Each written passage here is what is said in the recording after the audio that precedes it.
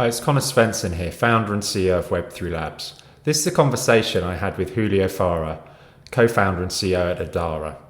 Julio is a technology innovator at heart, having started his career designing microchips after he obtained his PhD in computer science before obtaining an MBA and heading up R&D at Santander Bank for a number of years, which he ultimately left to help found Adhara.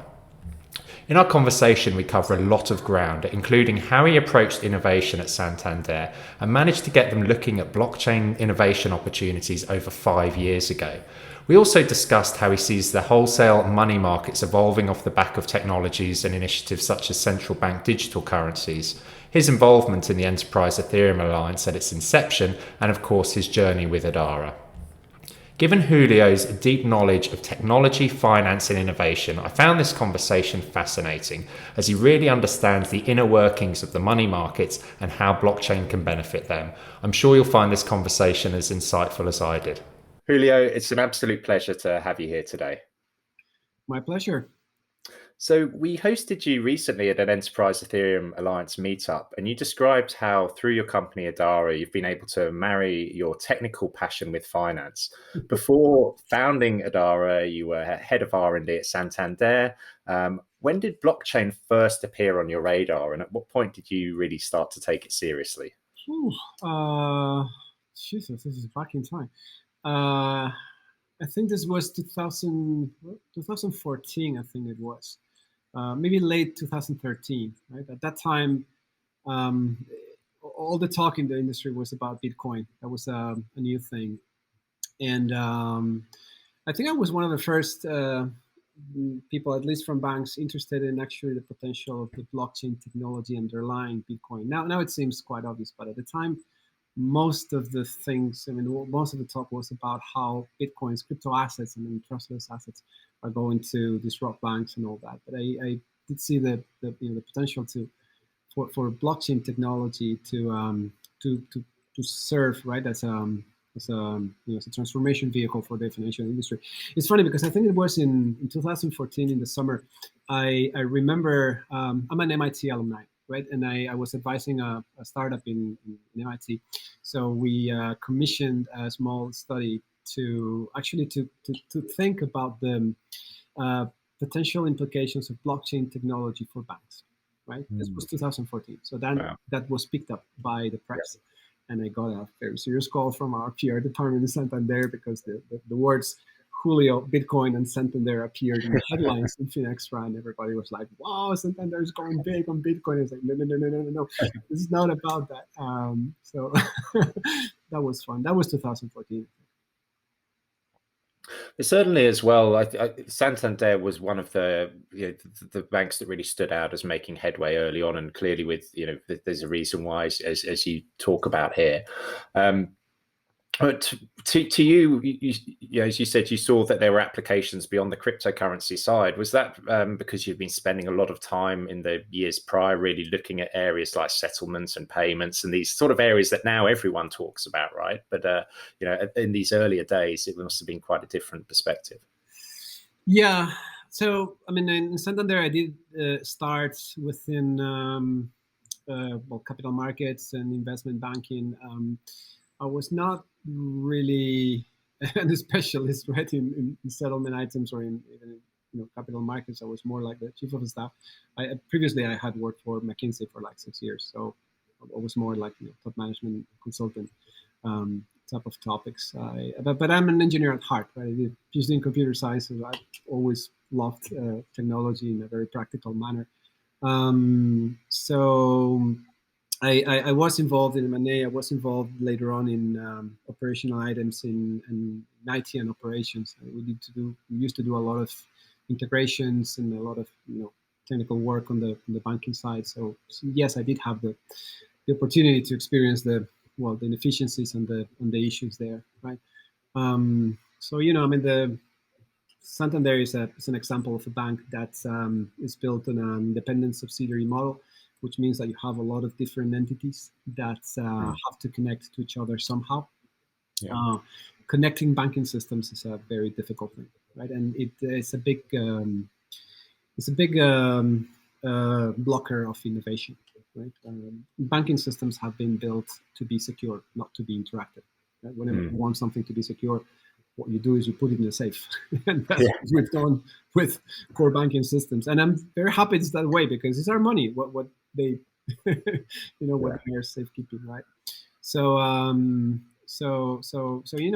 you try to use these things to actually do new payments or capital markets applications, but you need all these systems to talk to each other, it's very difficult. You need messages, you need reconciliations, you need all kinds of cybersecurity mechanisms to make sure that all these things are secure.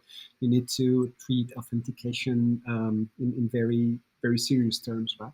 So suddenly the idea of having a shared computer, like a shared computing paradigm, like like smart contracts on top of blockchain, was really amazing, because you could essentially connect once to the shared platform and then start building things to model all these workflows between all these different entities and branches and clients and all that. So the idea of having an interactive shared computer or shared computing paradigm on top of which develop all these things, starting with digital assets, but then going into applications, that was very, very appealing, right? So it's not like I had been suffering a lot of the operational issues at banks, but I did know them, and that was a very, very interesting reason to explore the space. And as you say, these problems of integration and security that it's solves very well.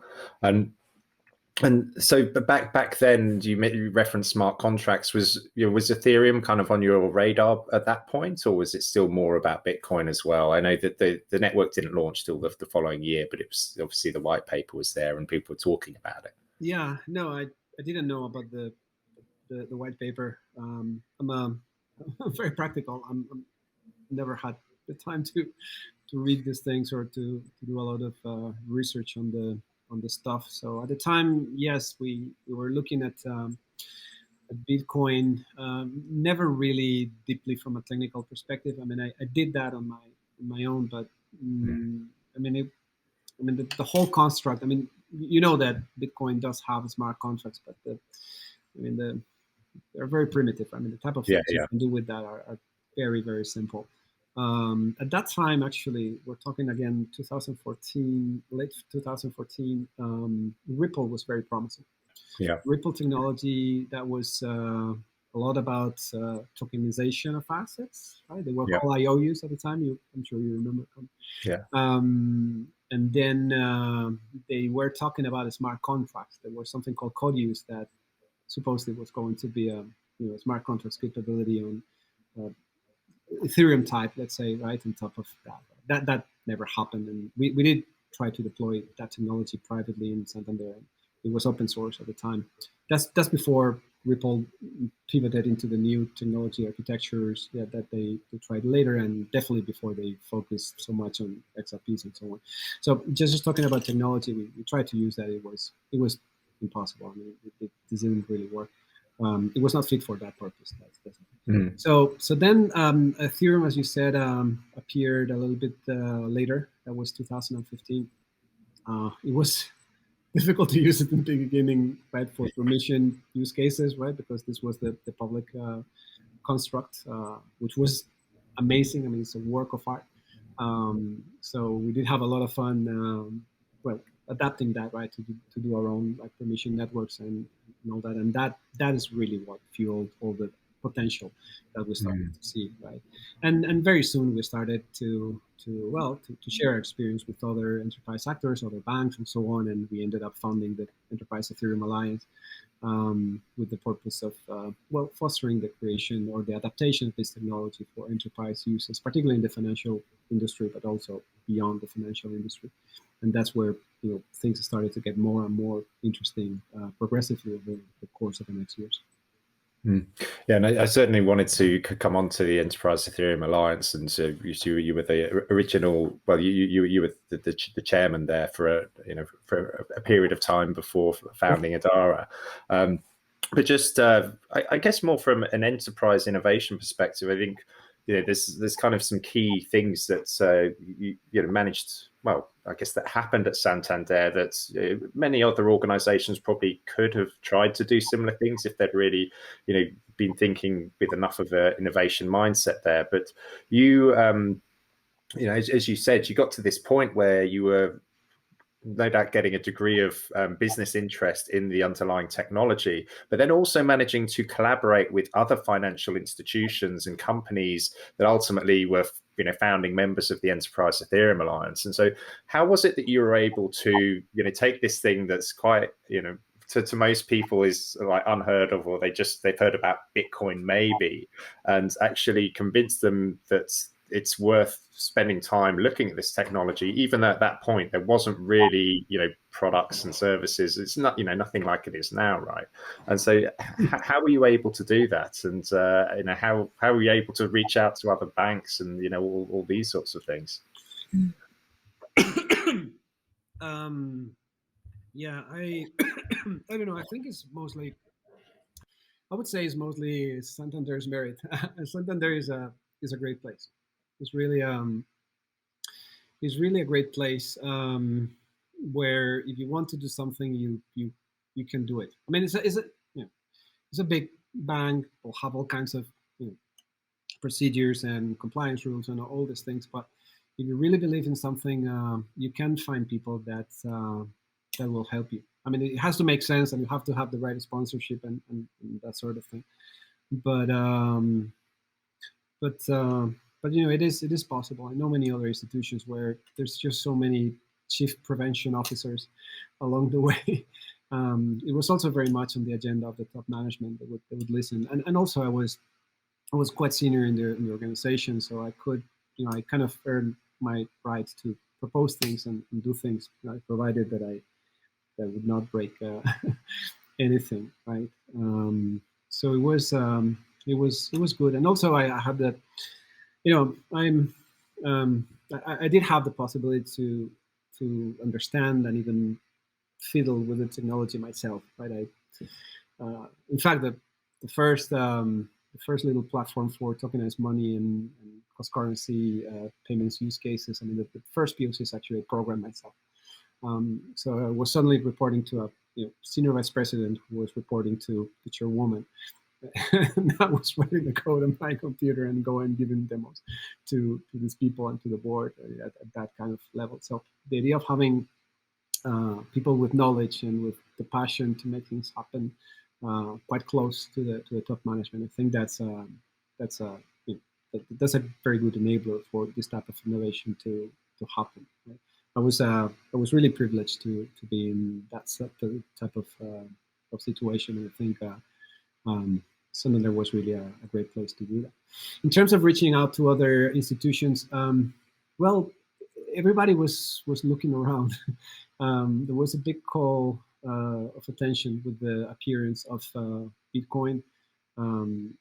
Later on, it was even more so when Libra came up into the market. I know that's a lot farther away down the line, but yeah, sure. It was a huge call for attention as well. So people, got the importance, right, of getting into collaborative mode, because it was the whole financial system was going to be under attack, not really a competitive situation. So people started to be quite enthused about this idea of competition. Like, let's cooperate to build the industry utilities and the different infrastructures that we'll need in order to be able to carry on our jobs and compete, right? And there are many other examples. I mean, all that thinking, for example, it is what was behind the creation of the utility settlement coin that later became Finality, right? So this was three of us in Deutsche Bank and UBS and Santander. We then invited people from Bank of New York to do that. And again, nobody would see this as a competitive thing or as a collusion thing or anything like that. It was more about collaborating to create utility type infrastructures that could be used by the industry in order for everybody to, first of all, get efficiencies, and second, be able to compete and develop new businesses and products. It was a great time, and I'm not seeing a big change on that, frankly, in the past years. I think collaboration is still strong and it's going more, stronger and stronger. I think technology is also a good enabler of that, because now it is a lot cheaper, right, to do these things. Now you have cloud computing. Most of the enterprise blockchain technology, like Besu, Quorum, all these things, they're open source. They are quite reasonable and quite cost effective to use. And now you have good people providing enterprise support whenever you want to use it. So when there's not a big need to put a lot of investment money into creating these things, that also helps a little bit. And also the regulators are quite happy with that happening. So I think that the climate is quite good for collaboration. So that's more or less what I found. Yeah, it's fascinating to hear that, as you say, there was almost a recognition, all those years ago, that this technology is going to be so impactful that everyone needs to pay attention to it, and there was that sort of awareness there, because certainly that's not commonplace in all industries, and I think certainly people generally, right, have got mixed views on the world of finance. I mean, both myself having come from that background as well, I certainly know how the sort of, the innovative mindsets, and also just how much people do want to innovate, be it financial products or find new efficiencies and so on in what is a complex space. But it's always something that's been very stimulating about that world. So it's amazing to hear that even back then you had all these people saying, there's got to be things we can jump on here.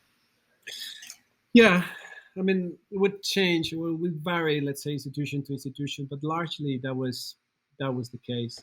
In terms of exploring conceptually and all these things, that was easy. In order to actually do things and produce things that would then need to be shared, as in IP sharing or stakes, and having stakes in JVs or things like that, things get obviously progressively more complicated, but the spirit is still there. I mean, it's always difficult to pull a JV, but I think the level of collaboration and the level of progress that we saw in, for example, when we launched the Enterprise Ethereum Alliance in the beginning, is amazing. I mean, we would get so much done in so little time, right? A lot of it was as well how consensus were instigating the whole thing. So Joe and Jeremy, particularly Jeremy, they were very, very good, right? And very, very adamant in a very, very good way. And it had the right level of transgression, let's say. Right? So we're there, we're fighting, let's say, for the common good and making it happen within our corporate centers, right? And it was possible. I mean, of course, it is also good when you deal with other people that share kind of the same sensitivity to corporate issues, right? Like confidentiality, privacy, risk management, compliance. I mean, we need to understand this. Right? Something I don't believe too much in is getting or trying to drive innovation through people that are not insiders from the financial industry. In many other sectors, this is perfectly possible. But within the financial industry, the sensitivity you need to have to these topics, I think, is very high. Right? I mean, there are things you cannot do. There are things you'll have to explain, and you'll have regulators, board members, auditors, and all these people to understand. So you have to know your bounds, right?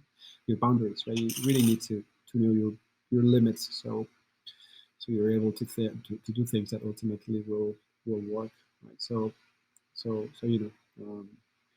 think we did a good job in understanding each other and making it happen. And everybody was so excited and so generous and so collaborative at that time.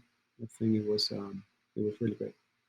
Yeah, I remember when I saw the announcement. I was in Sydney, living in Sydney at the time, and I was so excited for it, because I've been, when the Quorum announcement happened in November of 2016, I was like, oh, this is really cool. JP Morgan's getting behind Quorum, and then the next thing it's like, there's this thing, the Enterprise Ethereum Alliance, and how can I get involved? It was really, it was one of those pivotal moments for me, in terms of seeing there's all these big names really getting behind Ethereum and saying, yeah, we think this technology is very legitimate. It's got a lot of applicability across our places, and you've got all these heavy hitters, coming together, and I think it's an amazing thing.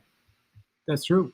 Yeah, absolutely. I remember when Quorum was announced, it was a blessing. I mean, my life until then was using the public Ethereum client and mining with synthetic ether that nobody really needed, right? And everything was slow, and it was impossible to permission. I mean, to make up a permission network, and it was too few transactions per second, and of course there were all kinds of memory leaks, and it would fall down like every 6 hours, and you have to go back again, and it was quite difficult to use, right? And still we were experimenting with that based on the transformational power that we sensed it would have. So when JP Morgan released that, it was really great. And then you would call them, you would ask them for support, for help, for clarifications, and they would be so open and so generous and so responsive. I mean, at the time it was a really big thing. It was really amazing. Had so much fun at the time. It was wonderful.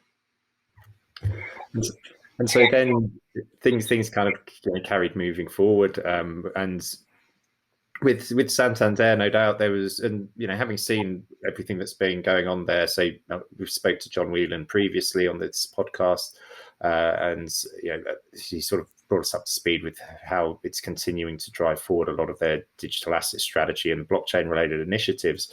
There must have been something pretty compelling that made you decide, okay, I want to move away from from Santander, doing all this great R&D and leading a lot of the blockchain stuff, into actually getting something off the ground, which was Adhara. And so when was it that you sort of said, yeah, this is the right opportunity, I'm going to make that jump now? And obviously you haven't looked back since. Yeah. So I was really happy at Santander. I mean, I only have good words for Santander, and will always have good words for Santander. And I was not frustrated or anything. I know people, not particularly with Santander, but with other large organizations. I mean, it's can be a quite stifling type of environment. In my case, it was not the case. I could do whatever I wanted, whatever I really believed in.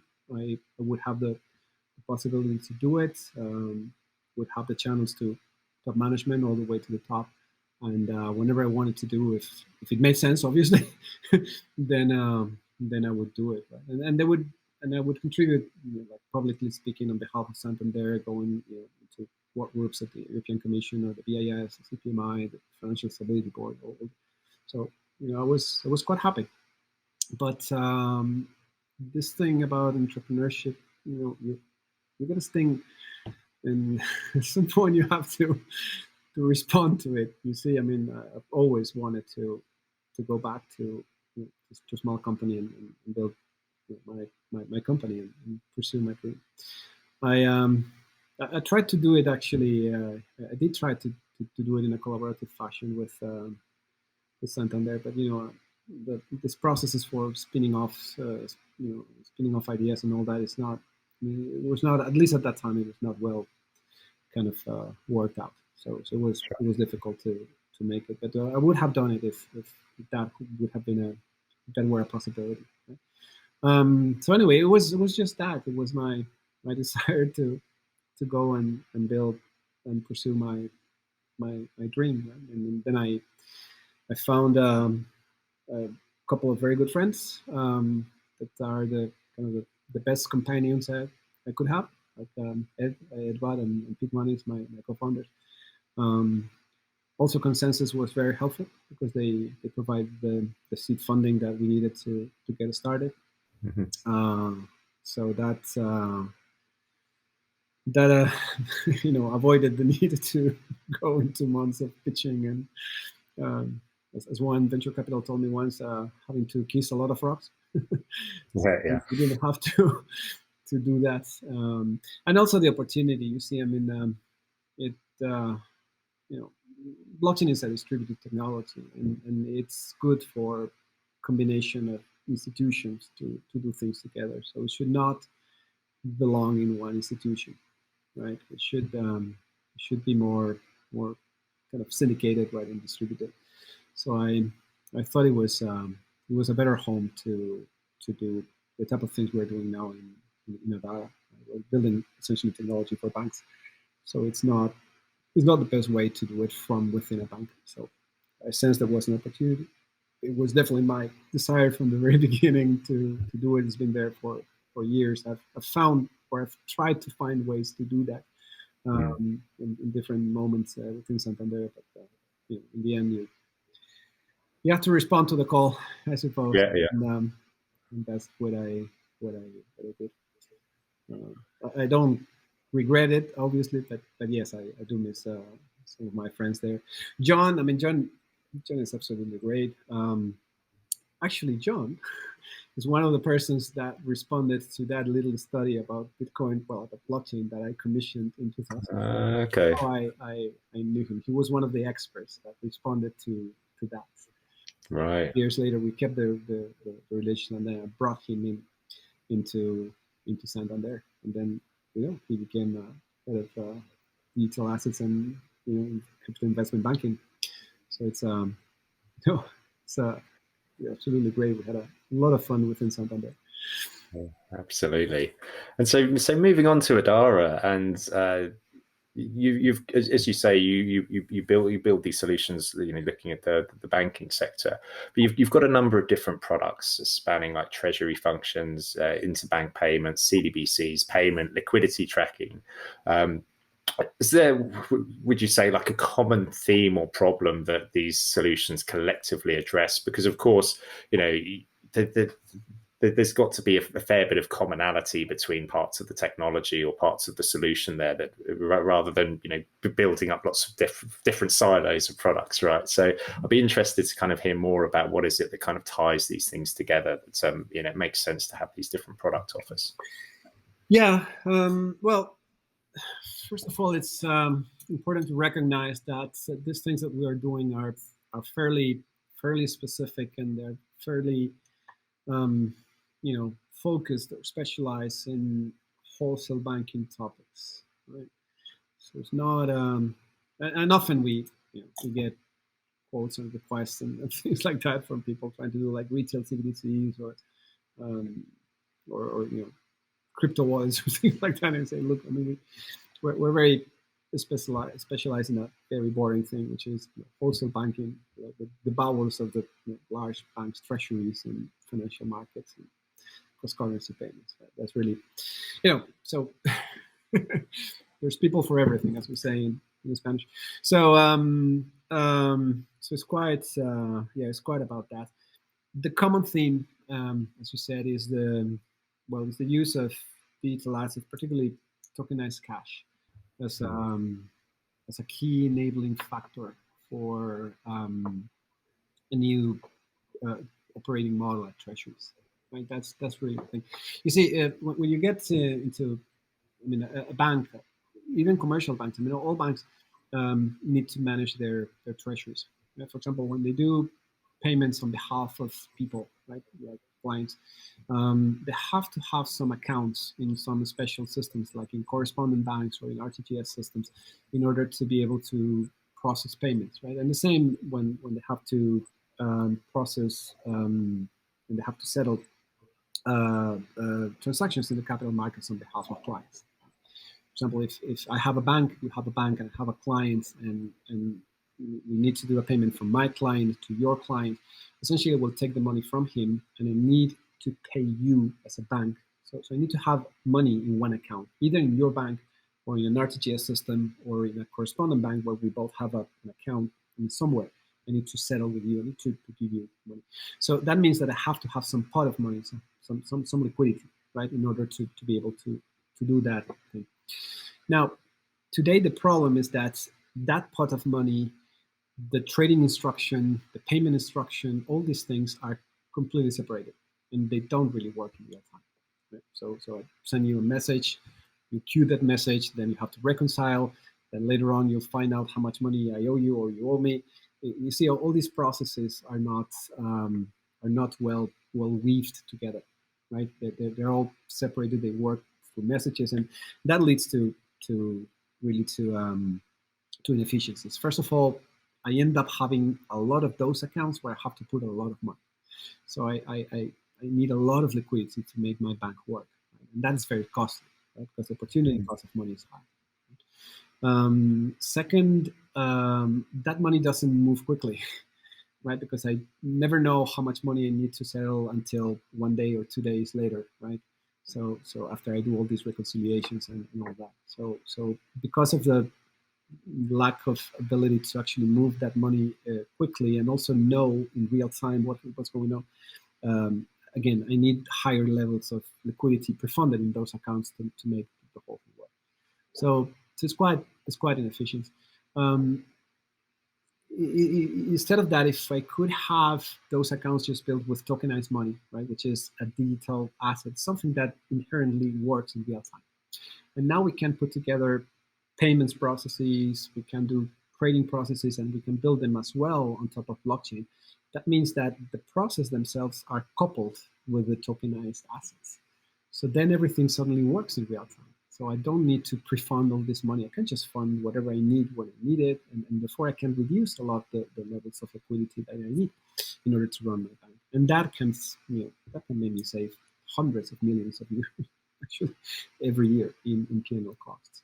So in Adhara, what we do is really the solutions that banks would need in order to make the best use of digital assets and really transition into a real-time operating model that is not based on messages, it's not based on a forecasting cycle in the morning, then I don't know nothing until the end of the day when I have to settle whatever I have to settle.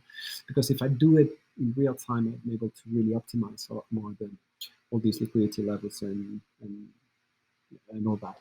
So yes, we have solutions to build a digital asset, for example. That's what we do with Finality, for example.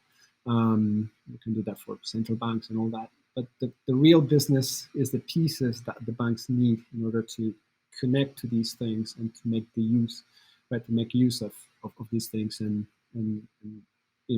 put together a new target operating model that works in real time and is a lot more efficient, right? I mean, for large banks, they already have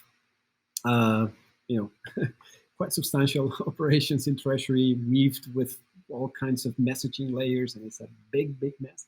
So this can be a very interesting transformation opportunity and would be a really huge project, but could make them save really a lot of money.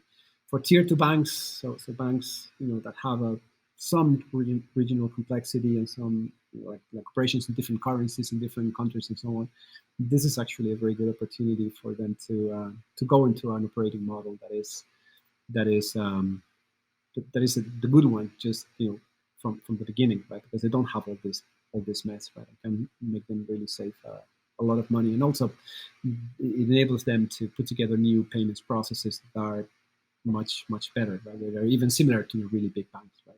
Many of the tier 2 banks will not have good corporate payments capabilities or cash pooling or things like that. Right?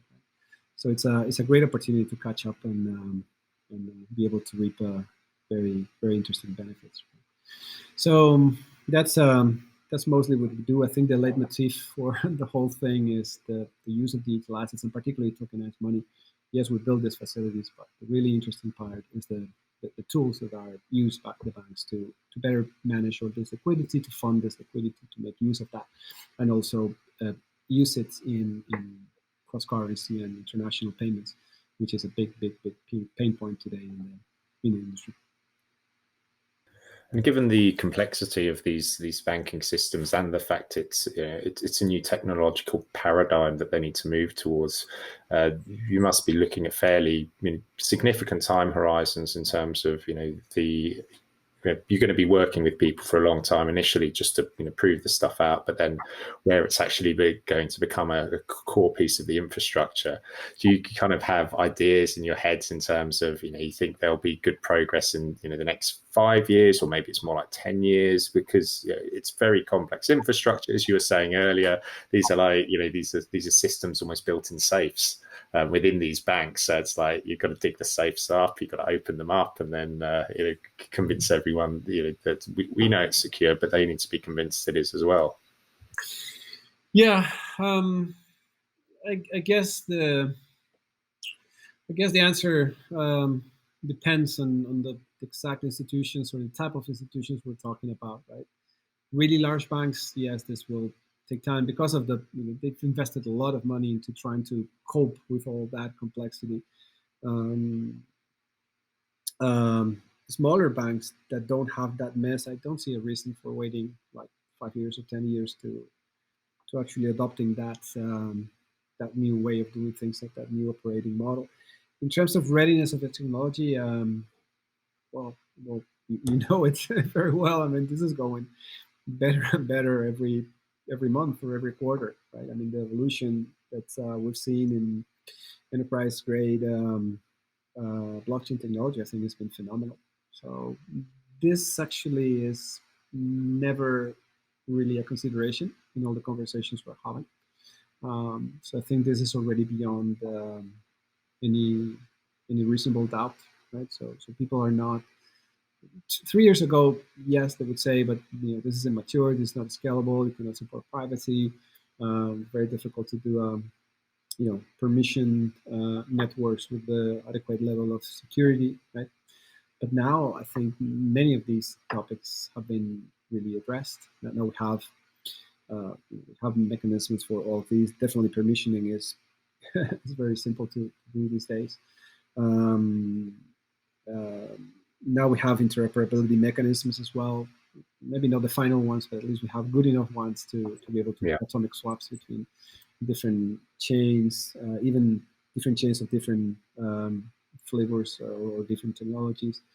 So I don't think that's going to be the major bottleneck, at least for the use cases that we are focused on, which are linked again to wholesale banking.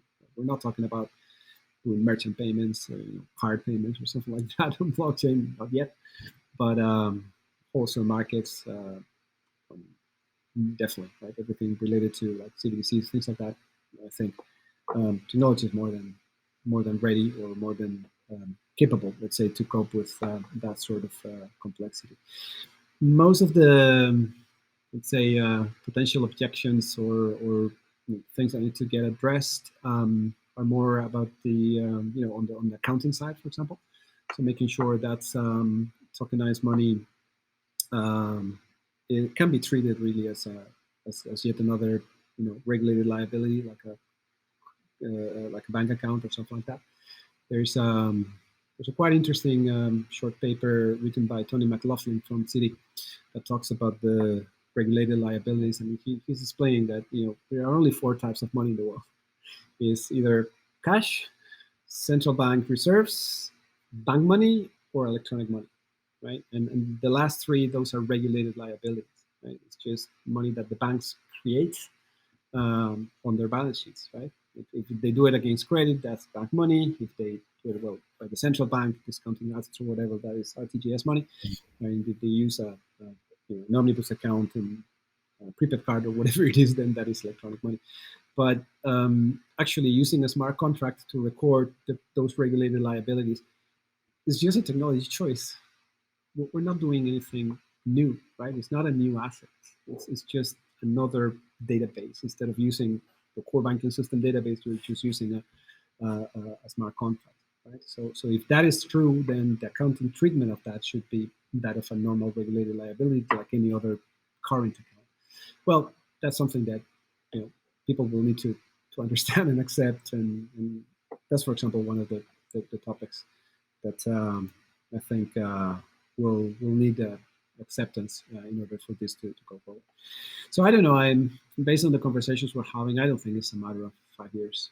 I think it's much less than that, at least for the initial use cases, particularly the ones in the wholesale markets. I think those are a lot easier because they have a lot less complexity in terms of the last mile with the user and the security and the usability, and what do you do with the keys and that sort of complexity, which is always a lot of fun, right? But at the institutional level, I think we're going to see a huge progress in the following months.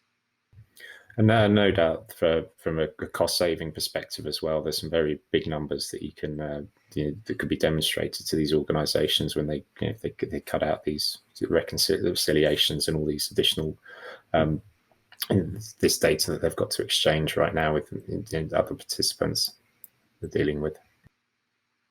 Yeah, I agree. I mean, again, I mean, you can see that in all throughout the industry, right? It's and it's not like the industry is broken or it's not working. I mean, it is. It's just that all the systems were built with another purpose in mind, and also they were built where we would not have all the all the widespread connectivity we have today. Right? At the time when I started building all the systems, everything was about point-to-point connections.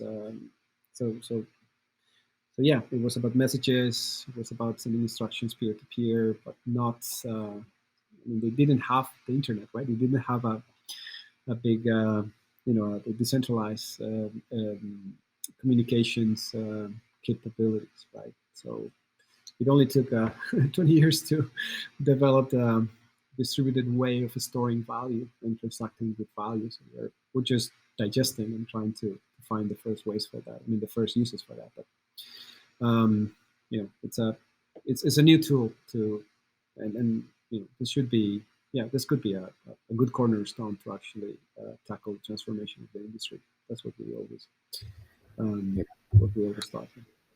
Yeah, and then certainly with all of the interest there is right now with different monetary authorities, with central banks, with respect to central bank digital currencies, it certainly seems like there's a very positive response from governments and so on about the transformative potential of this. It seems that there aren't really any major major central banks not interested in the technology, so to speak, and you have those who have really kind of jumped ahead, like the Bahamas with their Sand coin, which they've actually put out there. China was actually trialing some, like within Beijing, and so the recent the UK, the Bank of England as well. They've kind of got their participants who are advising them, and so that's an area, of course, that you're, Adhara, and you've got a lot of interest in from the wholesale perspective, as you say.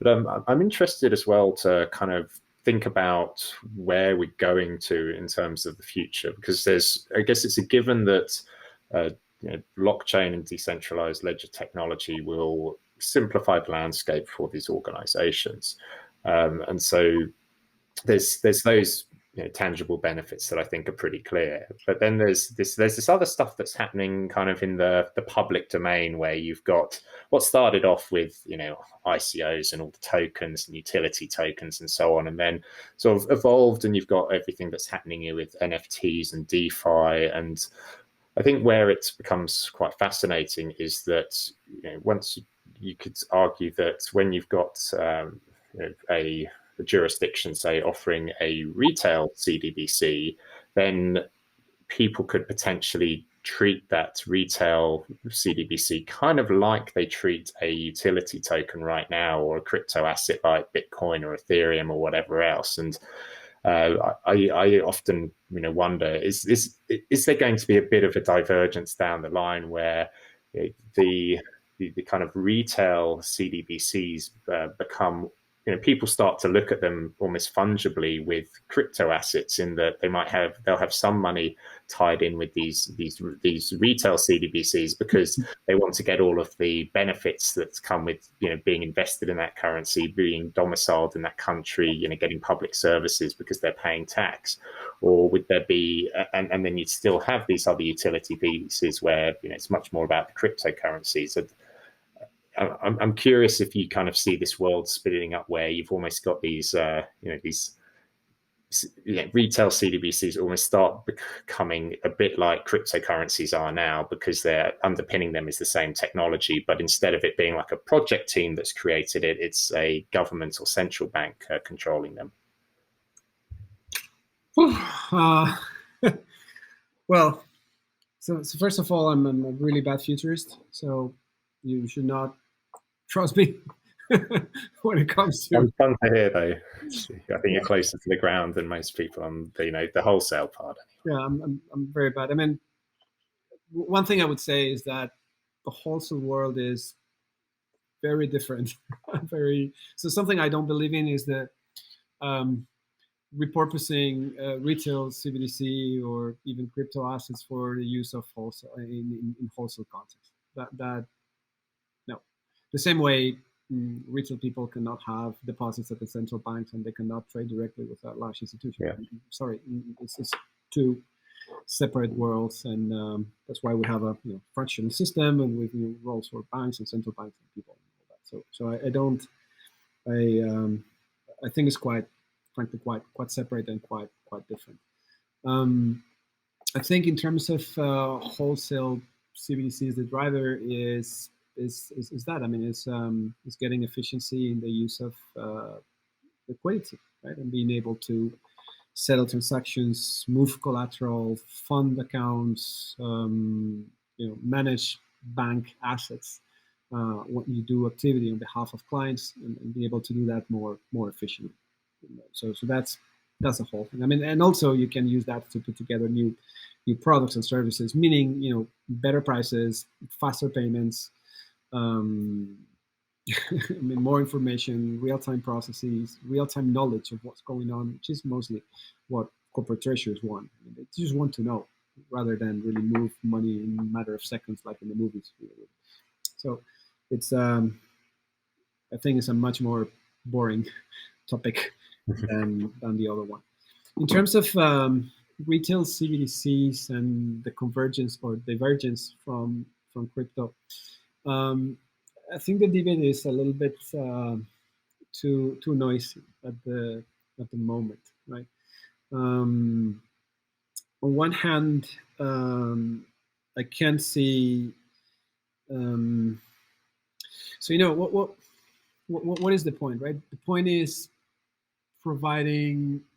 So the point is providing better usability and programmability to money, so people can access the money and can plug applications, and we can innovate and do things, because 95% of the money in the world is bank money, and that is already digital, right? That already exists in a digital system. It's a number in a database in a banking system somewhere in a data center. That's 95% of the money. The thing is that piece of data in that database is not accessible to you. Not to you, not to anyone, not to cyber criminals, obviously, not to you. So you have to go through bank APIs, and banks are not going to open the APIs for you. So you have to go through the banking applications or the web portals or the mobile banking application, whatever it is, right? So you cannot really make use of the digital money, even though it's digital, right? Because they cannot open the interface to you. You're not free to use it. But if we create bank money using token contracts, right? Just using the blockchain as if it were a database, I mean, just a smart contract instead of a conventional database, then suddenly you could open it for use by the people, right? Imagine, it's a completely hypothetical and theoretical case, but imagine that my bank account in my bank is going to be implemented on a smart contract on top of the public Ethereum ledger. It's still controlled by the bank, so you can still do KYC and everything to qualify people, but suddenly I can just join the network and I can start to transact with my money and pay or pledge or whatever I want to do. So that's a very interesting thing. But the purpose is giving people access to the money without having to go through the banks. Right? That doesn't change anything. It only fosters innovation and the possibilities to decouple the bank systems or the bank channels from the money itself. You could start using, I don't know, MetaMask to operate your bank account, for example. That sort of thing. You could be doing. Right? So that's one purpose. I find it absolutely fascinating, and it has a lot of possibilities. But that is different from starting to create money by the central banks for the people, because that's not the way money is created today. Money today is created against credit. You go ask for a mortgage, the bank will annotate your mortgage, and will create the money for you in your account. And then you will pay the money to someone else. And that's how money is created. So if instead of doing that, you are going to be doing it from the central bank, then the question is who gives the credit, right? Is it the central bank? Are we going to create a big central bank that's going to manage the whole economy? Because that's changing absolutely everything, including removing the role for banks, right? If the point is marginalizing the use of physical cash, right, and attributing identity to that, so putting in like more controls on that, because cash is a problem, right? It's inefficient, it's expensive, and most importantly, is very bad. It's very problematic for counter terrorism financing measures and anti-money laundering and all these things, right? So if the point is marginalizing cash, that is fine, but then, and yes, you can do it through a retail CDBC. You have to decide what level of control you want to do. In the case of China, for example, the control is huge. In the case of others, maybe less, right? Even with thresholds, for example, Corona would have like some thresholds for anonymous cash versus others that need to go through KYC processes and that sort of thing. But if that is going to lead into a situation where the 2 or 3% that physical cash represents today grows into 30 or 40 or 50%, then you're changing the whole system again. You see, and banks are not going to be happy, and central banks are not going to be happy as well, because they will have to do KYC, they will have to create credits. I mean, the whole economy is going to change. So I don't know if there are ways to do this in a sensible manner. I think that's what many of the central banks are exploring right now. It's not really a technology. It's more about the monetary implications and the broader implications for the economy in the end. So the answer is I don't know. I frankly don't know. I don't think we have still enough information. I don't think people have devised yet, right, a system by which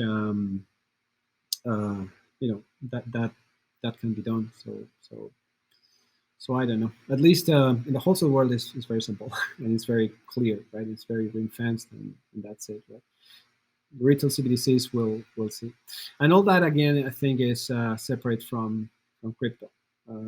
Crypto is, Bitcoin is great as a digital gold. It's another asset, right? It's a new asset that it's like gold, right? Something that's scarce. It's anonymous. It's not controlled by anyone. Fine, it can be used. As that. Frankly, I personally don't find many reasons to use something like Bitcoin as the new money to change the financial system. I mean, why? What is the problem with today's money? Right? The problem is the accessibility because of all these bank APIs and all this disconnection and fragmentation of ledgers and all that. We can solve that with regulated liabilities on a tokenized basis, right? Using smart contracts on blockchain, right? So if that is the point, let's use the technology, and that's it. We don't need to change the nature of the asset, right? Because that's not the problem. If that is the problem, then the conversation is different, because if the point is making a financial system that is not controllable by central banks or multilateral organizations, then the implications are just staggering.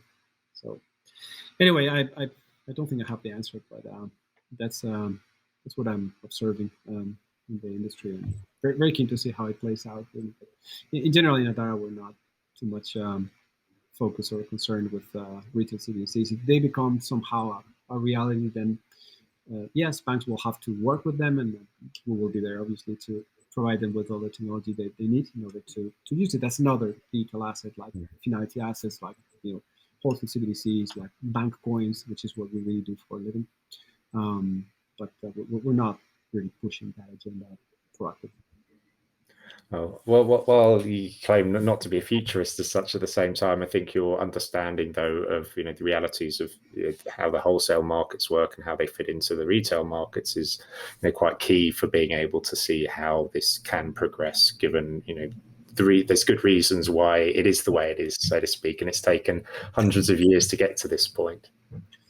Yeah, particularly around anti-money laundering and terrorism financing. I mean, we collectively as an industry have spent a lot of money in making it very hard for criminals to do all that, right? So, I mean, it's something that cannot just go away. I mean, we're going to innovate in order to reduce our ability to stop those things. Um, Frankly, I mean, this is not gonna go far. And if the point is avoiding taxes, then it's not going to be sustainable. Um, I think. I mean, I don't know. Maybe I'm too conservative or too old now, but. Absolutely. I mean, with the regulation, as you say, it's such a crucial point there. And like with the DeFi industry right now and crypto more broadly, there's still a lot that needs to come into place. We're still in the early days there, and Yeah. when that is in place, the landscape could change significantly off the back of it as well. Yeah, definitely. It could, right?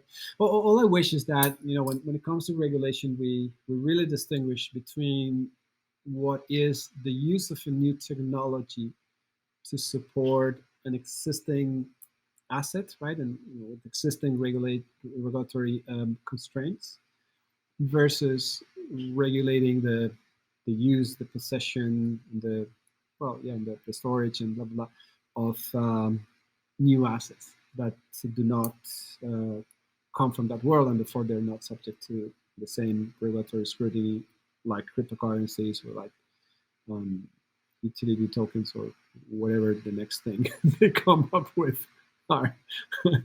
You see, because it's different. I mean, the first thing is just a matter of whether we use this technology or not, whether we're happy enough or not with the security model based on public key cryptography, right? Like in smart contracts or even cryptocurrency trading. And whether we are happy with the resiliency and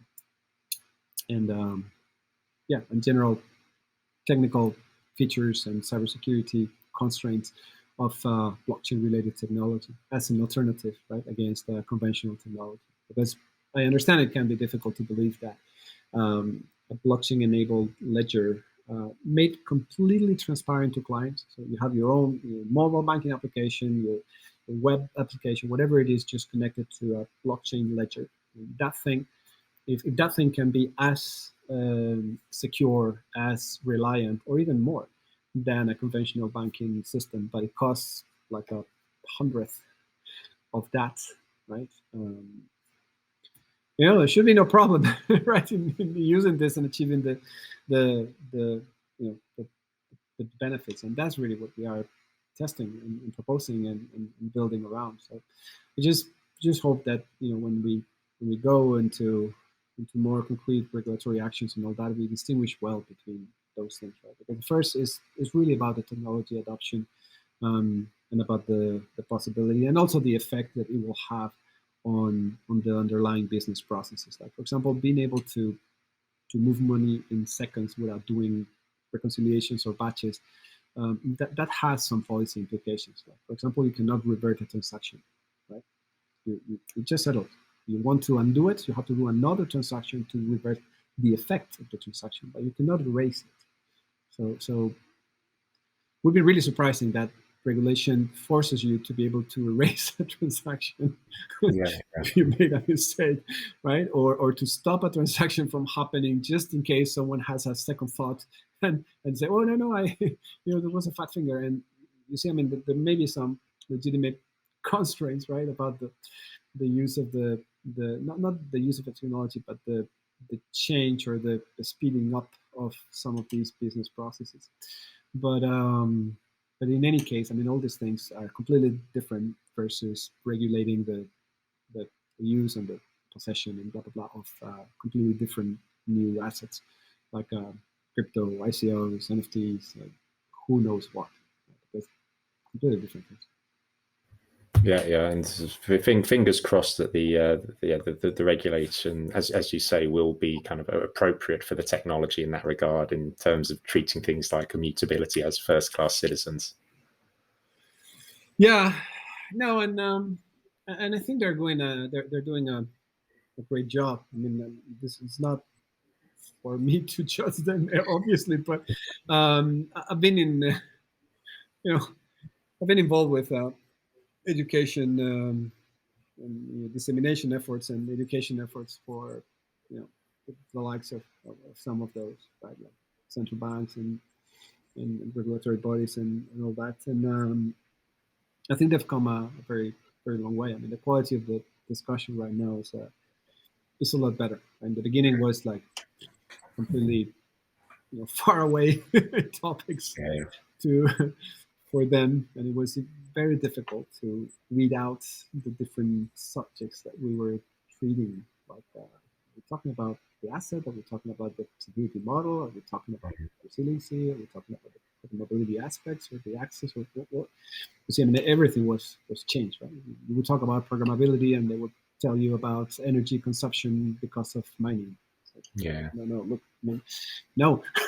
It has nothing to do. I mean, a permission network is not energy inefficient. It's not a problem. This is consensus. I mean, but why are we even talking about this? I mean, we need to talk about. You see, I think they've come a very long way, and they have. I mean, they are very, very much better informed these times. I think they're doing a fairly good job. I would say. I mean, it's very arrogant for me to say that, but Yeah. at least that's what I'm seeing. Right, I'm seeing a very high quality in the dialogue. And And if you take a look at the Bank of England, I mean, for example, the announcement of the policy policy for omnibus accounts that is going to enable things like finality. I mean, it's so well written, right? It's so advanced in the thinking. It's so I mean, people really understand, right? Really understand. They're really looking for all the implications and thinking very hard on that. So it's not high level chatter. It's actually very specific and very good.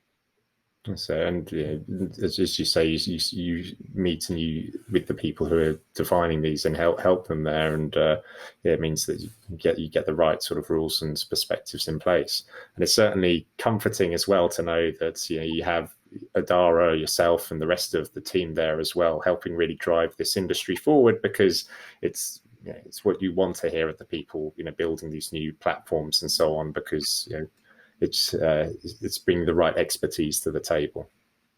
Well, it's our grain of sand, right? So we would love to contribute, but yes, it's quite exciting to see the industry collectively working towards this. So, Julio, just before we finish up here, if people want to, follow what's happening with Adhara, or reach out to yourself, are there specific places where you're active, like LinkedIn or Twitter, or if there's much content going out with Adhara as well? Yeah, I mean, happy to. Yeah, you can reach me very easily. It's julio@adhara.io. So quite simple. And yes, we'll be doing more communication, dissemination efforts over the course of the next months. We've not been particularly active. We were very busy building things, and not so much. I used to do a lot of that, as you know, Conor. But when you live in a startup, I mean, you need to sell, right? And you need to to get this going. So yeah, we've not done a lot of that. There's a website. I mean, it's not. I mean, it will have more and more information over the course of the next months. But anyway, very happy to be reached through email or LinkedIn. Yeah, LinkedIn as well. Cool. Wonderful. Well, Julio, it's been an absolute pleasure to host you today, and I look forward to seeing Adhara going from strength to strength, and becoming creating that new fabric of the wholesale markets on DLT. Yeah, it's very, very exciting. Thanks a lot, and pleasure to be with you, Conor.